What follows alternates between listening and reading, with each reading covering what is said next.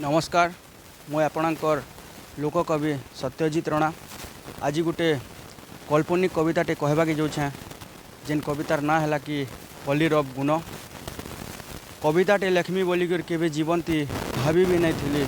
हलधर सानू कविता सुनला परे आज्ञा के गुरु बनईदेली। सुन सुन हो दुनिया बाले मोर कथाटे सुन कही देउछे आज मुई संसारर गुण। निजर पो नाती जहा कले भी घर लोक के लागसी पिता। परर पो नाती चूरो थिले भी कहसन भल काम करुछु पुता। 56 कोटी जीव जेते बेले भगवान जन्म देले सबू जीव इज्जत ढाबा के लेंज गुटे बने देले। 56 कोटी जीव भितरे माने के फास्ट करी थिले हेले माने लोक इज्जत ढाबा के कहीं भगवान लेंज गुटे नहीं देले। सार मिसे करी धान जगाले केंता हेबा कह। निजर खाल निजे कुड़ुच लोक के कहूच तोर लागी रे रह। कलिजुग से सेवा बोली करी जेन चेते दौछन इटा।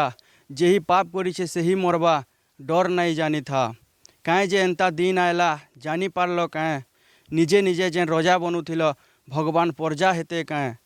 कंसुआ और रावण असुर हे करी भगवान रो हाथे मले तमके भगवान माने जन्म देले जे सभे असुर नु जीती गल सले।